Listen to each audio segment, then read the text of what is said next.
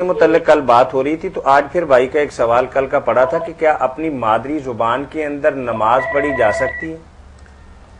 بھئی یہ السلام علیکم۔ وعلیکم السلام۔ میں نے مولانا صاحب سے پوچھنا تھا کہ ہم جب نماز پڑھتے ہیں نا گھر میں جی جی تو بلی ہے نا جانماز سے آ کے بیٹھ جاتی ہے تو کوئی گناہ تو نہیں ہوتا؟ چھپکڑی جی بلی آ کر بیٹھ جائے گی، نہیں کوئی گناہ نہیں آپ کو۔ تو اگر کوئی تقاب والے کمرے میں ہی چلی جائے تو پھر بھی تو کوئی گناہ نہیں، کوئی گناہ نہیں۔ آپ یہ صرف دیکھیں کوئی غلاظت وغیرہ تو نہیں لگی، منہ پر خون کوئی ناپاک یا ایسا، وہ الگ بات، وہ تو ہمارے ہاتھ کو بھی لگ جائے تو مسئلہ الگ ہے۔ بلی کوئی ایسی بات نہیں، بے شک بیٹھے جا نماز پر یہ کپڑوں میں گھس جائے خیر۔ تو ہیلو جی جی یہ بھی پوچھنا ہے کہ گھر میں مرد نماز پڑھ سکتے ہیں؟ پڑھ سکتے ہیں مگر خسارہ کتنا، بلا عذر تو پڑھنی بھی نہیں چاہیے، اور اگر کوئی پڑھتا ہے تو کتنا نقصان ہوا، 25 یا 27 نمازوں کے ثواب کی بجائے ایک نماز کا ملا، کتنا گھاٹا۔ جی تو کوشش یہی کریں مسجد میں ہی پڑھیں، جماعت سے پڑھیں۔ چلیں جی، السلام علیکم۔ وعلیکم السلام ورحمۃ اللہ۔ مولانا ایک سوال ہے ہمارے، یہ جو لوگ پوچھنا اپنی زبان میں نماز، یہ ٹھیک ہے ان کے ذہن میں آتا کہ ہم سمجھیں گے اس کو، مگر اس میں ایک قیامت بھی آئے گی نا کہ اگر ساری دنیا کے مسلمان مل کر نماز پڑھ رہے ہوں، اب امام صاحب اپنی زبان میں شروع کر دیں، ترکی میں، ہندوستانی، وہ باقی مسلمان کہیں گے یہ کیا ہو رہا، وہ بیچارے یا تو اپنی الگ الگ نمازیں پڑھیں گے، فارسی الگ پڑھیں، ترکی تباہی ہو جائے گی۔ اس لیے مسلمانوں کی انٹرنیشنل لینگویج ہے، سب مسلمانوں کی ایک زبان وردی ہے۔ باقی آپ جو اکیلا پڑھتا ہے یا اپنے دل میں جو پڑھنے کی باتیں ہیں وہ الگ بات ہے کہ وہ دعا اگر کر لے اپنی زبان میں تو جائز ہے۔ امام حنیفہ رحمۃ اللہ علیہ مانتے ہیں، ابن حزم کہیں منع نہیں ہے، سجدے میں اتحیات میں آہستہ سے اپنی زبان جی السلام علیکم کر لے۔ جی السلام علیکم۔ وعلیکم السلام۔ جی مجھے مولانا صاحب سے سوال پوچھنا ہے۔ مولانا صاحب سے سوال پوچھنا ہے، آپ پوچھیں۔ میں سن رہا ہوں نا، میں نے ان سے یہ سوال پوچھنا تھا کہ میرے پاپا باہر کے ملک رہتے ہیں اور وہ ہفتہ 10 دن کے لیے ادھر آئے ہوئے ہیں، تو انہوں نے قصر نماز پڑھنی کہ پوری نماز پڑھیں گی؟ اپنے گھر پہ آئے ہوئے ہیں؟ جی پاکستان آئے۔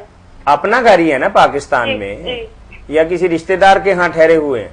نہیں، اپنے ادھر گھر آئے ہیں۔ جی بیرونی ملک سے بھائی اپنے گھر پہ آئے ہوئے ہیں اور بہن پوچھ رہی ہیں کہ بھائی کہاں ہوتے ہیں؟ کہاں سے آئے ہیں؟ وہ سعودی عرب سے آئے۔ سعودی عرب کام کرتے ہیں جی جو یا اپنے گھر آئے ہیں، والدین بھی یہاں، ان کا گھر بھی اصل میں تو یہی ہے نا، کاروبار کے لیے گئے۔ ہاں جی ہاں میری بچی وہ یہاں بھی پوری نماز پڑھیں گے، یہ بھی ان کا گھر ہے، اور وہاں سعودی عرب میں بھی وہ ٹھہرے وہاں بھی پوری پڑھیں گے، راستے میں آتے جاتے جو ہے نا وہ قصر پڑھیں گے، وہ دوگانا پڑھنا، وہاں اپنا مقام جو جہاں وہ روزی کما رہے ہیں، اور یہاں گھر میں بھی نا پوری نماز۔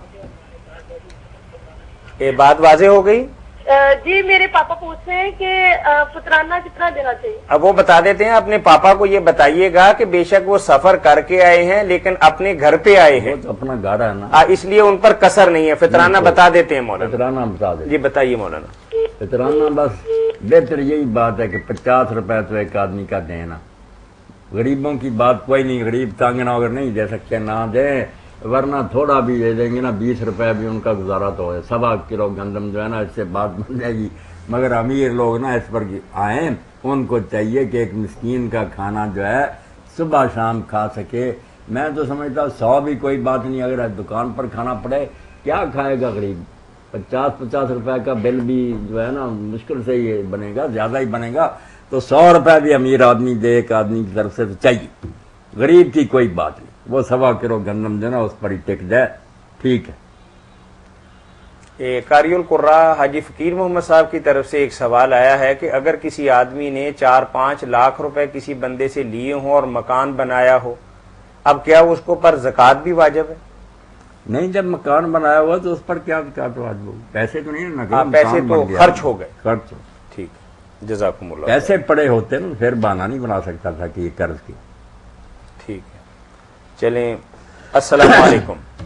مفتی محمد اسحاق صاحب حافظہ اللہ تعالی، حدیث مبارکہ ہے بدبخت ہے وہ شخص جو رمضان کا مہینہ پائے اور بخشا نہ جائے۔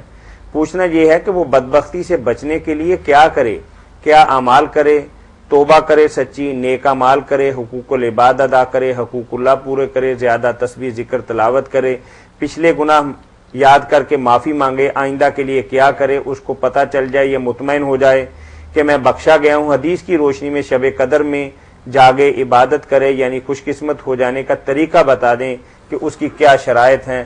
شکریہ وضاحت فرمائیں. طریقہ بتانے کی ہمیں تو ضرورت ہی نہیں رہی، سائل نے خود ہی سارا مسئلہ حل کر دیا کہ اس مہینے میں جو دین نے کام بتائے، روزہ رکھنا، رات کو نفل پڑھنے، شب قدر کے لیے جاگنا اور غریبوں کے روزے کھلوانا، صدقہ فطر دینا، وہ سارے کام تو کر دیے. باقی اگر ہے نا اس نے جرم کیے، لوگوں کے حقوق مارے، تو ظاہر بات ہے وہ تو معافی مانگنی پڑے گی اور ان کو دینا پڑے گا، ورنہ ویسے تو کام نہیں بنے گا.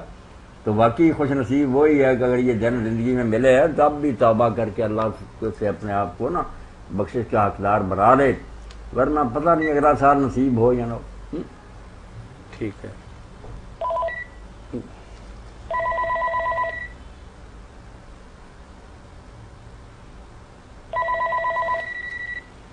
جی السلام علیکم.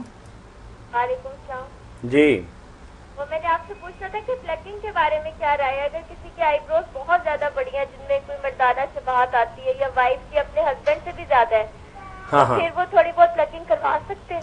اقرار ہے، اقرار ہے، تھینک اپنی شکل ٹھیک کر لے کوئی لیکن مولانا ایک شرط کے ساتھ ہی بتاتے ہیں کہ یہ اپنے شوہر کے لیے ہو، عام لوگوں کو دکھانے کے لیے نہ. عام لوگوں کو دکھاتی پھریں گے. شوہر کہتے ہیں کہ میرے لیے نہ کرانا، گناہ نہ لینا، پھر بھی کرانا. نہیں اس کو کوئی گناہ نہیں ہوگا. آپ اس کے لیے بن سنور کر رہے، یہ عبادت ہے. غیروں کے لیے آپ بنیں گی پھر جہنم، بالکل جہنم.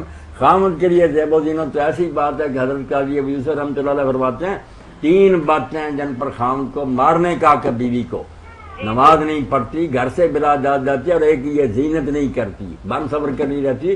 وہ کہے گا کہ اگر میرا ایمان بار خراب ہوگا تو کیا کون ضامن ہے پھر. اس لیے زینت عبادت ہے خامد کے لیے. چلے ٹھیک ہے، شکریہ. فضل فرمائے اللہ پاک. بارک اللہ. 40 پر ختم کر دیں گے، 5 منٹ جی باقی رہ انشاءاللہ. جائیں. السلام علیکم. وعلیکم السلام. جی جی اعتکاف 3 دن کا ہو جاتا ہے؟ اعتکاف 3 دن کا ہو جاتا ہے، آپ کا یہ سوال ہے؟ جی.